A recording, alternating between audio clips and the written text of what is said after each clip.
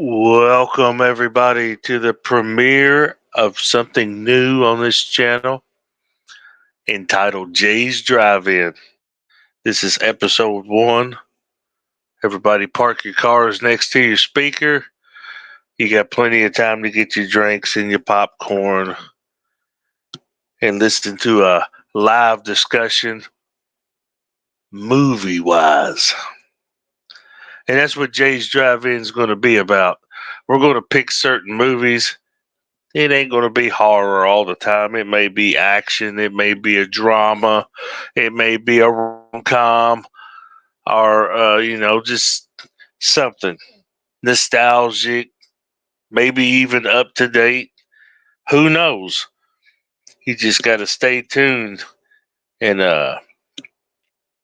see what we're going to talk about.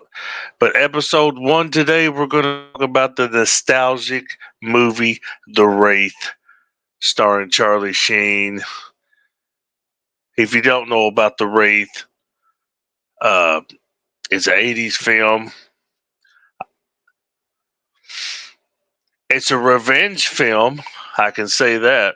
It is a revenge film. And it's also a love story. So, there's nothing left to do but discuss The Wraith.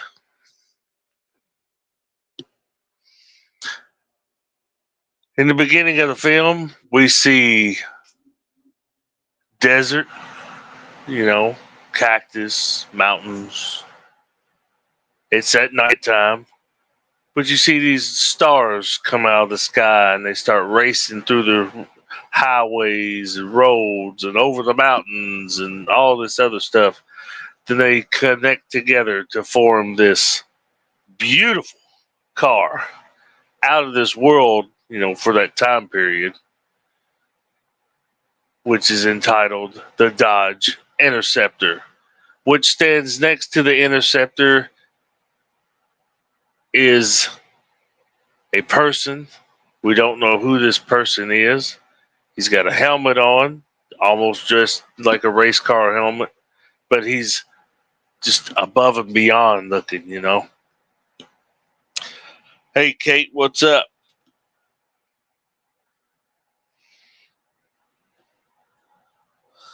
Yeah, 442 all the way. Hey, Truth, what's going on? Before I get into the rest of the movie discussion, whoever comes in here, I will do a roll call and shout out the chat. It says I don't have anything to add to the conversation, but thought I'd drop in anyways. Yeah, I know you was probably hoping for some hot tea, a big glass of tea. I ain't really got much tea to talk about. So, but don't worry, when tea time comes, I will serve it. Trust me, it will get served. But we're at the drive-in tonight, and we're talking to Wraith. And like I said, this image of this person in this helmet or this entity. Let's just go call it that, an entity with a helmet. And we clip to the next scene, car driving down the highway at night, just then you notice that it's a guy and a girl, probably his girlfriend. They're, a couple driving down the highway. They had a good night, probably a good Friday night, kicking it, hitting the roads, you know, living it up, cruising. Then all of a sudden, lights shine in the back and road pirates. This is what I call the group now, even though it's a gang from this local town that we'll get into. I call them road pirates because that's what they are. And they love to race. And that's pretty much what it's about. It's to strike fear on people on the roads. The road pirates, they want to race, and their main objective is to race you for your tags. They want to leave you walking at the end of the race. And if they have to kill you, they will. So they're basically your town thugs, that everybody fears, group full of badasses, fear us or, get the consequences type of deal. So anyways, They pulled a couple over and give them the ultimatum. Hey, I like your car. I want your car. And of course, any normal person would be like, fuck it, you're not getting my car, bro. Until the knife is put to your throat. It's like, look, you go give me his car. Let's race for it. Give him an option. Let's race. And you got no other option but to do it their way. It's either that or suffer the consequences. Oh, we've got some tea brewing as we speak. I like tea. I like sweet tea. But yeah, like I said, if I got any tea, trust me, that's a whole nother live. That's a whole nother live. Trust me, I don't mind putting my opinion on a good glass of tea. So the race commenced. The guy almost beat the leader, but he had to do some, cheating, because that's just what thugs and scum of the earth do. They like to do a little cheating and get their way. And of course, they ended up with the guy's car, and him and his girlfriend ended up walking a nice dark highway that night, which I can guarantee that relationship was probably kicked to the curb after that. Purely speculation. Anyways, after that, we see another scene, broad daylight, beautiful sunrise, or sunny day, let's just put it that way. And here comes somebody on a mountain bike, dirt bike or something like that, just cruising. We don't really know who this person is, but we later figure that out. So he's almost like new kid in town, something like that. And he just happens to be in a certain protagonist neighborhood, which is the main female of the movie, that is also dating the leader of the gang, which has control issues, overprotective issues of this girl, knowing he ain't ever had a sniff of it, probably seen it naked, ain't never had nothing. But we'll later explain why he's just trying to be controlling. Like, she's probably the hottest chick in town. So, whatever. Well, anyways, Mr. New kid on the block cruises, happens to see her coming out. She's headed to work, you know. He pulls up. None other than, Charlie Sheen on the bike. Asks her directly for directions to a place called Crawforddale. And she starts to tell him. Then again, she stops in the middle of directions and says, "You know what? Better yet, I'll show you." And no more, she sits her nice, beautiful rear end on the back of that bike. Here comes Mr. Overprotective asshole. Bow down, kiss my feet, or I'll do something to you type of guy in a nice 80 something Corvette. I don't even remember when this movie was made, but so she has to get in the car with him, because if she don't, he's probably going to be smacking around on her. Such a nice boyfriend, right? Get in the car, babe. If you don't, I'll give you a black eye. Okay? Okay.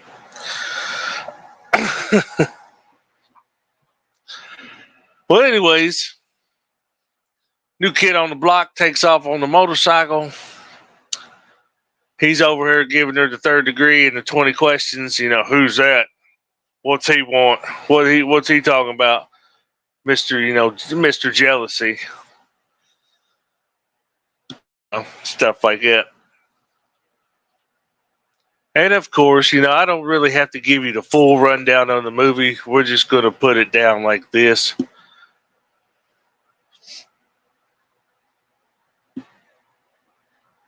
Mysterious things happen. All of a sudden, You know, you only see Mr. New Kid on the Block in a few scenes, but the car shows up, you know, out of the blue. Everybody's at the burger joint, which is titled Big K's Burgers. That seems to be the hopping spot, just like Mel's Diner back in the 60s and stuff like that, 50s, 60s. That seems to be it. That seems to be the only restaurant in town from what the movie shows. I guess everybody just lived off freaking hamburgers and fries, you know, or whatever. Anyways, this Dodge Interceptor shows up. Everybody's looking at it like, oh man, I ain't never seen that before. One of them grows a set in the gang and says, hey, I want to, you know, basically race. So they race, they meet up, race a little bit. And then, you know, only one makes it out alive. And we know how that goes. It's revenge time. You know, it's come back to seek revenge. And we get into that storyline because it is also announced that there was a murder, you know, beforehand. Our protagonist female, she was dating, she was sleeping with the dude pretty much, which we later find out is New Kid on the Block. He's come back from heaven to seek his revenge and, you know, be with the love of his life, you know, basically ride off in the sunset. The Wraith, people. I know I skipped a lot of the movie. And we'll continue. The brother of the victim that died in the cabin, which we find out that the gang she's being overprotected by the leader, his name's Packard. How about asshole? I'll just call him that. Leader big asshole. You know, sheriff's out here trying to wonder why every time a car gets crashed, and he finally figures out that, hey, it seems to be attacking only this gang right here. It ain't hurting nobody else. You know? But when they find the bodies after, you know, the car has been wrecked and destroyed, their vehicle, not the other one, because it is indestructible. You would think their bodies after a blown up car would be burnt. I mean, just the most disgusting thing on earth. That ain't the picture. They're pulled out, not a mark on them. Only thing they're missing is their eyes. Boom, blackout. That's it. You know, and it's weird with the sheriff because, you know, he can't figure out why that would be. But later he starts figuring things out. Well, he has suspicion, you know. A lot of weird shit's going on, a lot of supernatural.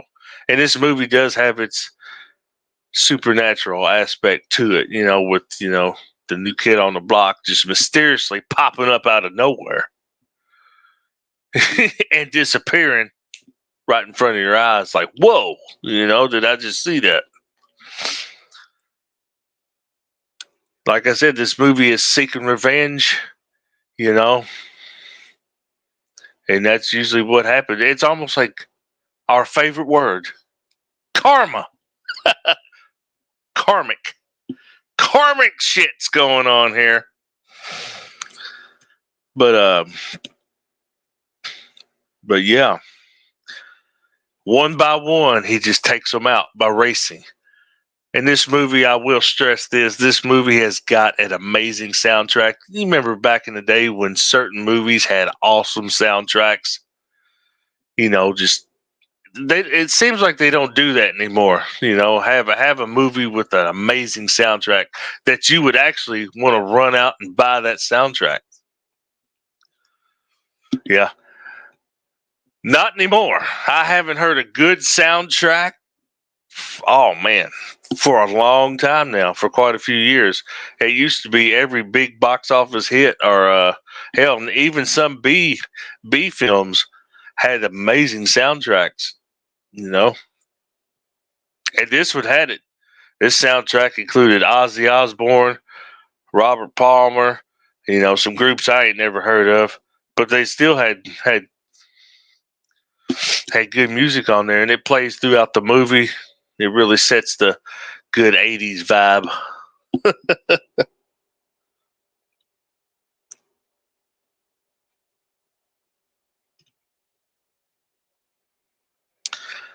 That's right. That's right, Kate. Revenge is a dish best served cold. And believe me, they got served. They got served. I think only one member of the gang actually made it out. I think, yeah. And his name was Rughead or whatever. He actually got out while the getting was good. Because I don't really, to me, his character, I don't think really had anything to do with the murder. Because it does show all the characters that was there when the murder of the boy took place, and this one I don't think was there. So I believe he got spared, but he tucked tailed and hauled ass. He knew what was going down because he's the one that mentioned this wraith is killing us all, and we all know what a wraith is. And if you don't know what a wraith is, it's another name for basically Grim Reaper. Is there to take you to your place or put you in your place or whatever. And that's basically what Charlie Sheen's character was. He was the Grim Reaper slash the the victim that was murdered. I've come back to seek my revenge. Get my woman. Stuff like that. But yeah, I was later tuned into the movie as I got older. Because I was born in the middle '80s. So as I got older, I know more '90s. Maybe towards the early '90s and 2000s and stuff like that. I didn't know much about the '80s, so I started going back into my at time period that I wouldn't have known anything with, and started going back and watching movies.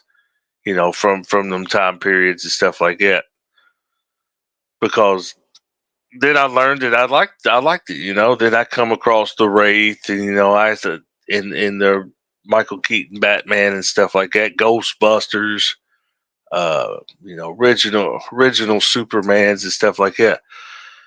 Yeah, so like I said, as I was growing up, I knew the '90s and the 2000s and today, but I fell in love with the music from the '80s. The hair bands, even some of what they call the hard rock, and classic stuff.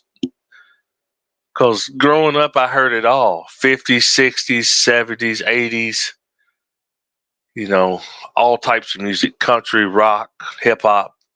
Uh, so there's really no certain genre of music that I would say I could listen to all the time. I have a variety. There's so much good music out there. It's hard to just choose one and go with it.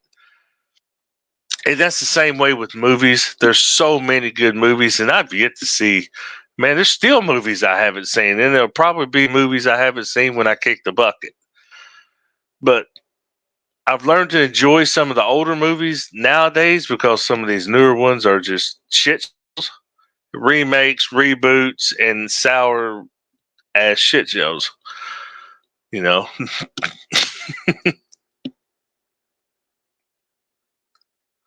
yeah, the ghostly presence of the wraith. Yeah, that's pretty much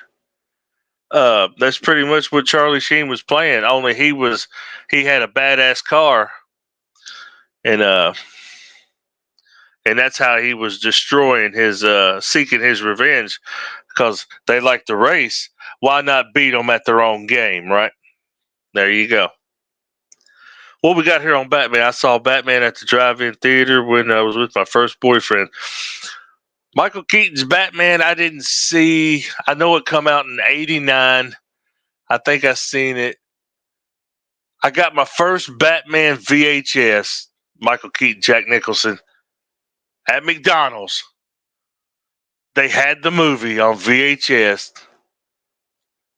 I think I paid $11 for it. I didn't. I might even got a value meal. I don't fucking remember, but I do remember going there as a kid. I think it was my dad or mom, one of them. But we got the VHS because McDonald's had the movie. McDonald's had the movie. Taco Bell had Batman Returns when it come out. I remember that one too because when I went to the theater, it was sold out. I was so pissed. On the night, it was sold out. I had to wait a month to go see it because it stayed sold out for weeks. Well, I did drive a muscle car back in the day. There you go. Hey, there's nothing wrong with American muscle. If I was rich and had a garage, even though I don't drive or anything like that, I'd have a classic in there. Damn right. And I'd live out in the country and I'd cruise the back roads in it and wouldn't care. I would have something. I've always wanted an old Cadillac, like an '88, or something, 70s Cadillac. Hell, give me a Cadillac like Elvis with the white walls. I don't give a damn.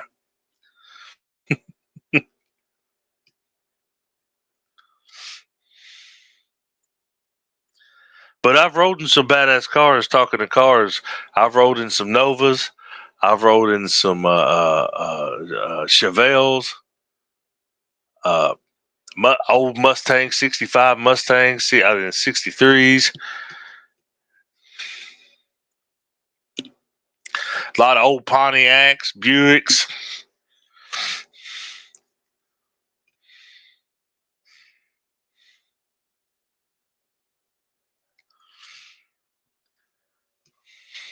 But yeah, I hope everybody's enjoying the premiere of Jay's Drive-In.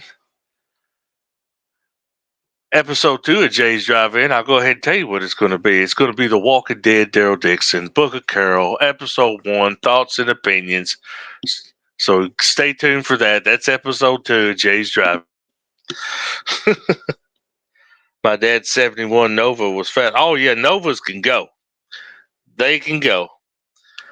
Had a 351 Cleveland. Oh, yeah. Yeah, Novas, they'll shit and get it, buddy. They will go.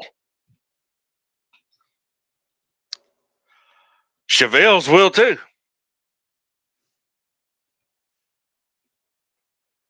And I've been in some trucks. My sister's husband had a 74 GMC. I think it had a 405 in it, or I'm not for sure. But I'm gonna tell you what, that truck would go, buddy. And he was a volunteer firefighter and stuff like that. I helped him put the bar lights on top of it and stuff like that. That was his response vehicle. But that old truck would move. I go ahead and tell you, it would go.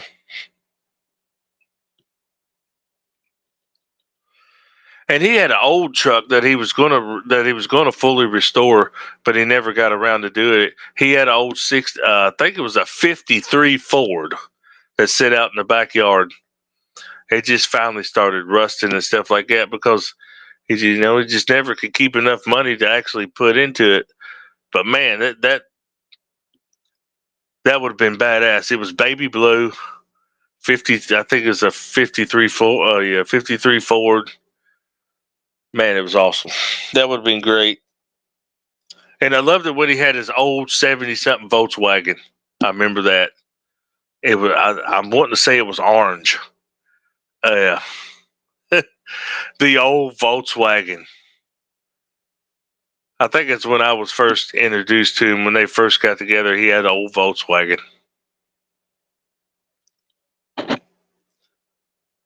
The kind of Volkswagen you see in Friday the 13th, stuff like that. The old 2-seaters. Motor was in the trunk, and the trunk was in the front. The Beetle, basically, the bug or the Beetle, looked like Herbie, just painted orange.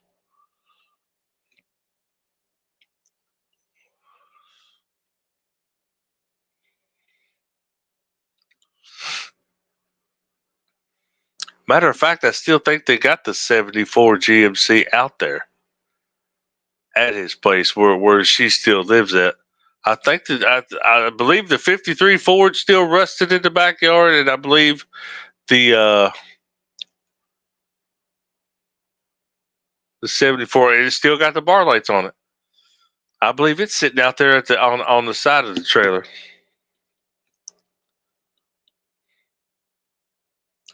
If I ever get out that way, I'll snap a picture and I'll post it, show you.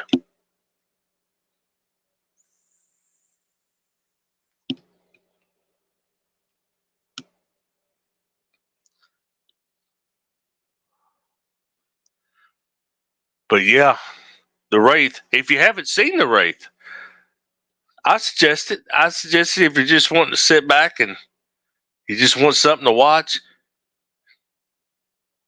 Kick back, check it out. I'm sure it's on a streaming service somewhere. Maybe Tubi. One thing is it might be on Max. Oh, and I have to see, but I'm sure you can find it somewhere. I've got the DVD, so I really don't have to stream it. Oh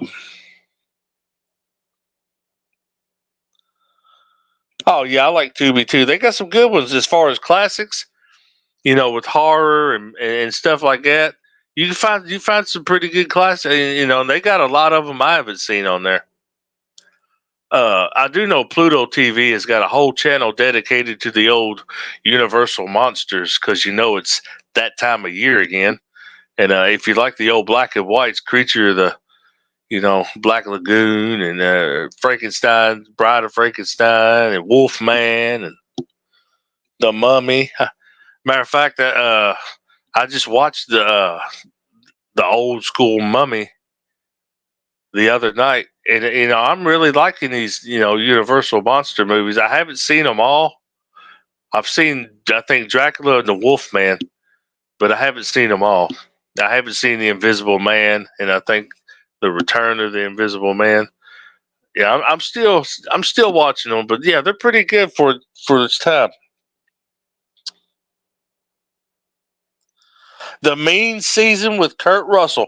I just seen that, Kate. I just seen that. I'm not gonna. I like it. I like Kurt Russell. Don't get me wrong. I do like Kurt Russell. He's legendary. Uh, I watched the Mean Season. I think it was last month. Yeah, the old ones are the best. And I just watched Kurt Russell not too long ago in The Thing, John Carpenter's The Thing. And there's a lot of speculation at the end of that movie. I've seen a lot of people review that movie, and they have a speculation that Kurt Russell's character in the movie was the Thing. Was the Thing. Even though you've seen him kill the Thing at the end of the movie, I believe he was also the Thing too. I believe everybody ended up being the Thing for real. I mean, it's not just one person. But yeah, that's a classic. And let's not forget about Escape from New York and Escape from LA. I got them on DVD. Yeah, you can't go wrong with that. Can't go wrong with old Kurt. He's put out some hits.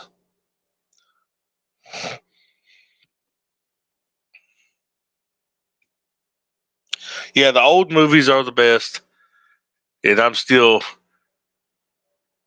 journeying and finding old movies.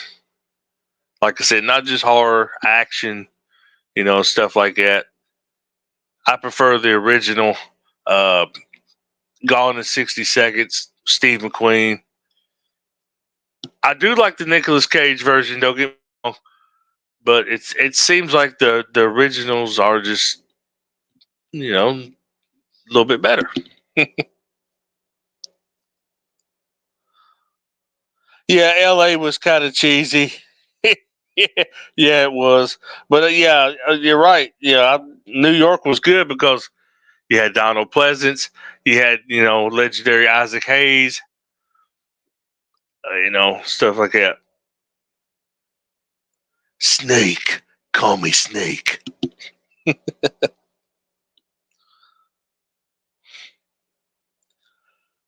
And I did like, what was it, John Carpenter's "They Live" with Rowdy Roddy Piper. They got to have that classic line. I'm here to kick ass and chew bubble gum, and I'm all out of gum. Put on them sunglasses, and you see the world for what it actually was. They had them brainwashed. It was weird science fiction type of deal.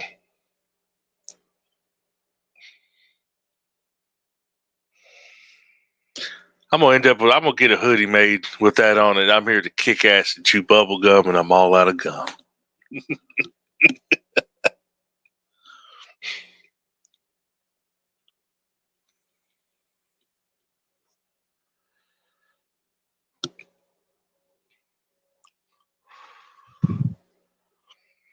But yeah, I mean, and we'll probably cover some of these movies that I've been talking about. We'll probably cover it on Jay's Drive-In in season one. Well, we might cover, since it's the Halloween season coming up. There'll probably be a lot of horror movie discussions, and I know a lot of people that subscribe to me. Some of them not really big into horror and stuff like that. And one I'm looking forward to on October 10th. I don't know what episode that'll be, but October 10th, Jay's Drive-In, the reboot, the remake, the 2024 version of Stephen King's Salem's Lot. We're going to talk about it. We're going to break it down. We're going to analyze it. We're going to have our opinions about it. I've seen the original Salem's Lot, the old one. I didn't really see the one from what was it, 2004. I think it had Rob Lowe in it. Hell, I didn't even know they made one. Uh, but I remember, the original. It was a little mini series that was on TV. I used to have it on DVD. Sucker's like 4 hours long, but it was good. Yeah, Kate. October 10th, it'll be on the streaming service Max, which HBO Max streaming service. That's where it's going to be released at, and Stephen King, Salem's Lot. I've seen a clip. There is a clip on YouTube that they have. I think it's like a couple of minutes where it shows your main protagonist in the house. They're getting ready to go after the vampire, you know, down in the basement or whatever. And man, it's some creepy sounding. When they get in that basement, it sounds good. It's got me interested on how they do this. Because like I said, I've seen the original, and I like where this one's going too. Uh, Makes me see how they redid it, and how bad it's going to be. Oh, you don't have Max? Yeah, that's where they're putting it. They're releasing it October 10th. That's the date that I heard uh, from comicbook.com where they cover all this stuff. And that's a good source for information. That and Bloody Disgusting is a good source for information about movies and TV series and stuff like that. Variety, Bloody Disgusting, comicbook.com. They're real legit on their information.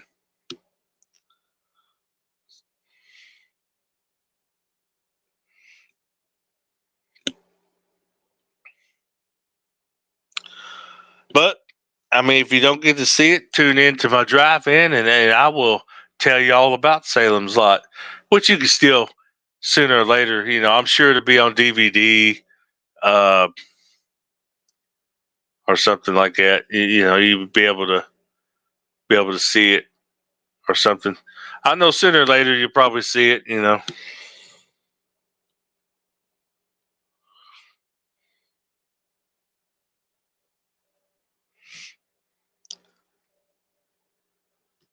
But yeah, I mean, it's that time of year. It's spooky season. Horror movies is getting ready to start. You know, like AMC getting ready to start their Fear Fest or Fright Fest or whatever they do. All that starts later this month. Daryl Dixon starts later this month, towards the end. We'll have season 2 of that. They've already renewed it for season 3, so we'll see that probably 2025. You know, Walking Dead's coming back. Content galore. It's going to be a busy end of the year for me.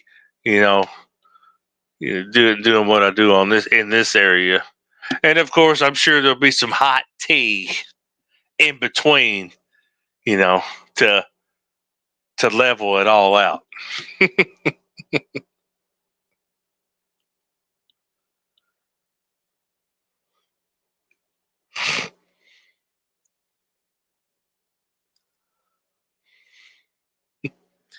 Well, guys, I hate to cut it short, but I got into the biggest part of the recap of the Wraith. I did want to tell you every part of the movie because, hey, you might want to go back and watch it for yourself. I just wanted to give you a quick little kind of like speed run through it. You know, just talk about a few scenes or whatever. But like I said, if you find I recommend it. Um, it's a good watch if you're into a classic '80s supernatural Wraith come back to revenge type of movie with a killer soundtrack, and you want to see classic cars, which it's got them in there. Don't worry about that. It's got classic cars, hot chicks, celebrities, racing, good music. What more can you ask for? Oh, and cheeseburgers and fries and milkshakes. There you go. That's a perfect night.